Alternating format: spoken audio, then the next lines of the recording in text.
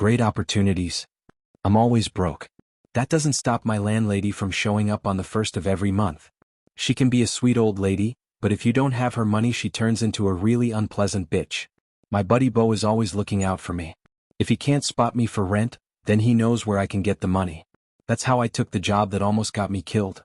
Bo said, "You just gotta know where to find an opportunity." Bo waved me over to his laptop and showed me the Craigslist ad. I sat down at the table in the tiny kitchen of our trailer. My other roommate, Tyler, ate oatmeal and watched as I focused on the screen. It read, "Great opportunity for motivated applicants. No experience necessary. $20 per hour. Must be willing to work nights. Apply in person at the industrial park, Bay 6 at midnight." "Sounds like a winner, Mike," Bo said. Tyler nodded and said, "Yep." Tyler was a man of few words. It sounded fishy to me. I had been to a great opportunity before. It was some scam where you had to buy a bunch of vitamins then sell them to your friends and family. I looked at Tyler. He was a good friend, but he reminded me of the landlady when it came to money. Maybe they were related. Bo flashed that idiot grin of his and I knew I should give it a try. That's how I found myself walking along the highway at 11:30 in the night to one of the most depressing and creepy places in my crappy town. The industrial park was supposed to be the town's answer to unemployment. It was built a couple years before I was born and began operations with 6 companies. Years later, all that's left is a warehouse for a regional delivery company and a bunch of dark, dilapidated buildings that look more like a place where someone could get mugged than find a great opportunity. At one end of the complex I saw a couple delivery guys in a large open bay moving packages with a pallet jack. They either didn't see me or they intentionally ignored me. That was Bay 1. Bay 6 was at the far end and was engulfed in darkness. I walked slowly in the dark, listening to my shoes crunch the gravel, and wishing Bo would stop trying to find me opportunities on sketchy websites. After I had traveled about 100 yards I saw a faint light coming from what looked like an office. When I got to the office for Bay 6, it was oddly quiet. I couldn't even hear any crickets. All along the periphery of the industrial park was a high chain-link fence with a roll of razor wire along the top. That didn't bother me too much. But the fact that the gate was closed at this end and locked with a chain did bother me. The light came from a door with a window. I looked in and saw a room with some metal folding chairs and a table. Some trash littered a corridor that extended beyond the light. I'll admit at that point I almost ran away. I couldn't tell you what was wrong with this place, but nothing was right about it either. I would have gone home if it wasn't for Bo and Tyler and the fact that the rent was due in a week. I opened the door and went into the waiting room. "Hello? Is someone here?" Nothing. I sat down and waited. After all, it wasn't quite midnight yet. About a minute later I heard movement in the corridor. I stood up and my whole body tensed. "Hey Mike. What's up?" The voice echoed down the corridor. How did they know my name? Someone walked out of the darkness and I recognized him. "Tommy?" I asked. "Yeah, it's been a while. You here for the job too?" Tommy was a kid I had known since grade school. We both liked Yu-Gi-Oh, but his mom couldn't afford to buy him cards very often. He was a good friend and we used to hang out all the time, but eventually he started skipping school. One day he just stopped showing up. I think we were 16 at the time. It really messed him up when his dad went to prison. We talked for a while. He said he was trying to get his life on track. He said, "I got a kid now, so me and my girlfriend have a lot of bills. But I'm happy." "A kid? We're not even old enough to buy beer yet and he has a kid?" I tried not to act surprised.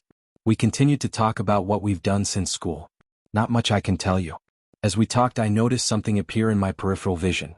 At first I thought I was imagining things because it looked like the Cheshire Cat grinning from the darkness of the corridor. I turned and a face appeared from the corridor. "Hey guy. Welcome to the team. You ready to work?" I stuttered for a moment then said, "I haven't filled out an application." He was tall and his long black hair spread over his shoulders in a wild, unmanageable fashion. In fact, everything about this guy was wild. His wolf eyes, his wide grin, his unflinching demeanor. "Application? We'll do that later. You're hired, kid." He spun around and sped down the corridor. "Let's boogie," he yelled behind him. We came to a room that looked like an office. Another man sat in the corner. This guy seemed much more subdued.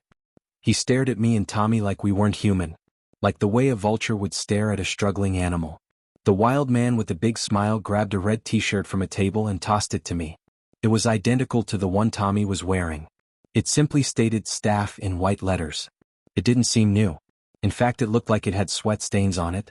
I grit my teeth and put it on over the shirt I was wearing. Don't worry about the old grouch in the corner, said the wild man, he's just dreaming about retirement. The man in the corner wasn't fazed by the statement, he just continued staring at us silently. The wild man grinned then darted back into the hallway. We followed him down another dark corridor. I asked him, "What's your name?" Before the words were even out of my mouth I regretted saying them. I felt like I had imposed on some thinly veiled charade. The wild man halted in the corridor and thought for a moment. Finally he said, Jimbo. Yeah, my name is Jimbo. He started moving again, now even faster than before. What's your name? Mike. Tommy and Mike. Those are good names, Jimbo said. What kind of place is this? I asked. Medical supply, Mikey boy. You'll love it. Jimbo, if that was his real name, led us into a large bay. It was dark because the overhead lights were off and the sole source of illumination was from a lantern. It was bright, but the bay was large and cavernous and the lantern couldn't quite stretch its rays into the far corners. There was a pile of junk in the middle of the bay. I couldn't make it out because the lantern wasn't strong enough, but it looked like cardboard boxes, folding tables and some chairs like the ones from the waiting room. There was other stuff too, garbage really. You guys want to earn a bonus?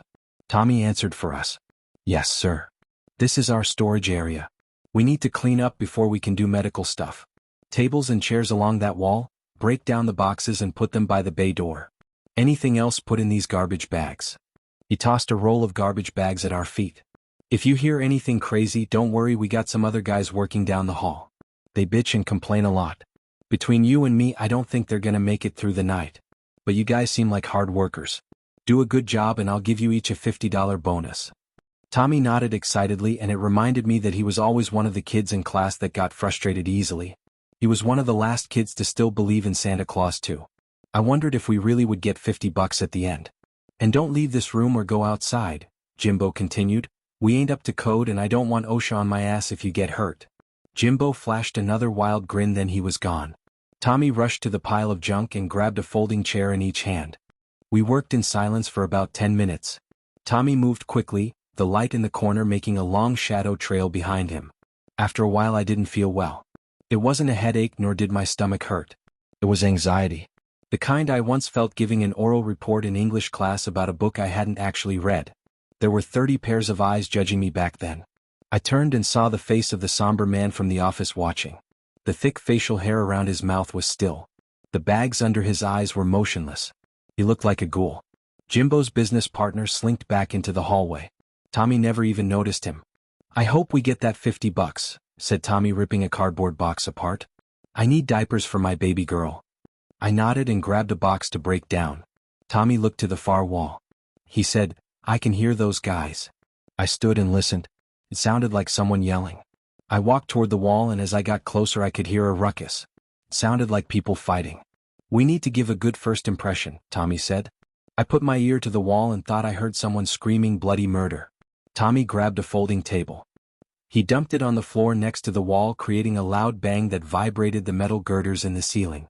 The sudden noise made me jump with fright. Come on, he said. I think they're doing the same thing as us in there. If we get done first we'll probably get that bonus. I got back to work, but my mind was preoccupied with escape. I wondered if I could outrun Jimbo. Maybe run to the highway and flag down a car. I jumped again when I heard Jimbo's voice. Good job, maniacs. I turned to see Jimbo and his business partner standing nearby. Jimbo grinned and the other one sneered. Suddenly Jimbo clapped his hands and shouted, Lunch break. The other one, the somber man, pulled 2 paper bags from his jacket and tossed them on the floor in front of me and Tommy. Jimbo said, There's a sandwich and a juice box in the bag. Tommy snatched up his bag.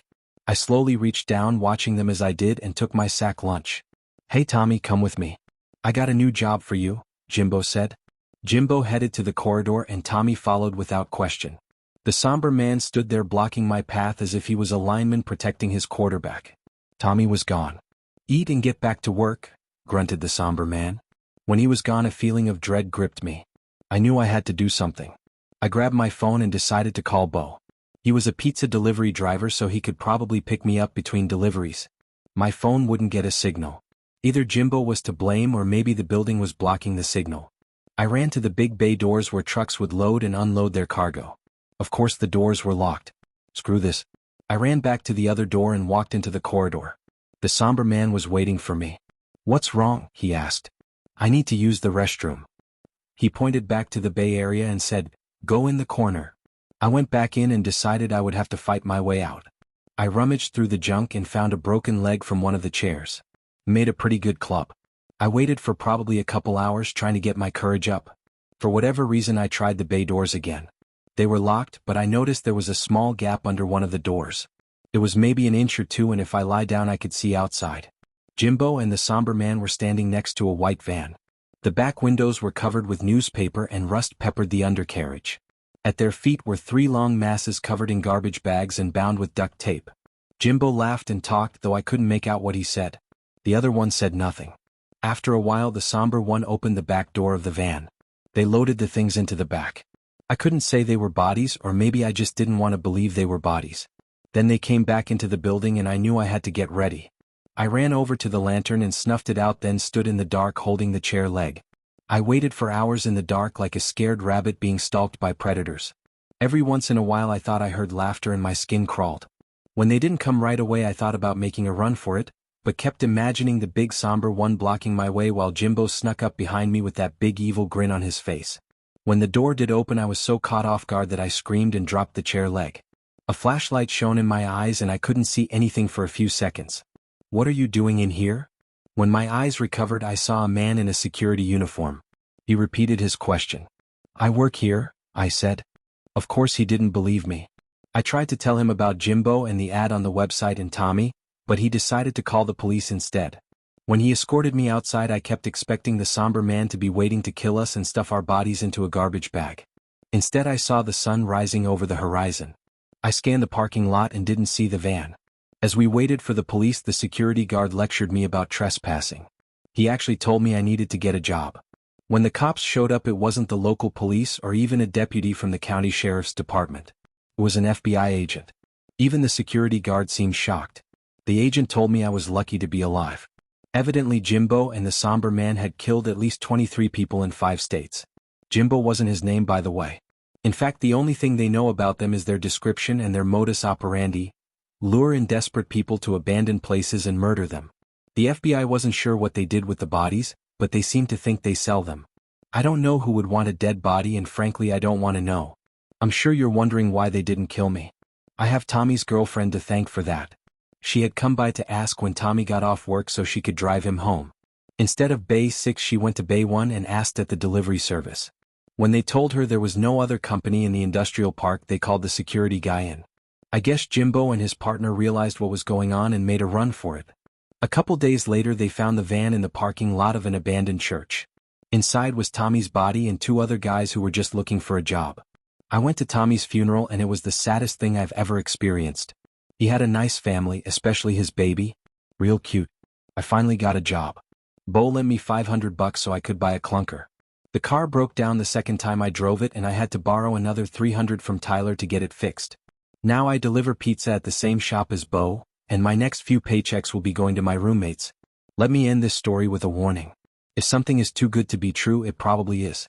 And if your new boss looks like a grinning psychopath and wants you to work in an abandoned building in a sketchy part of town long after midnight, then run for your life.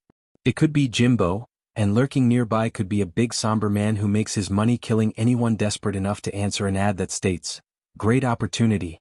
No experience necessary."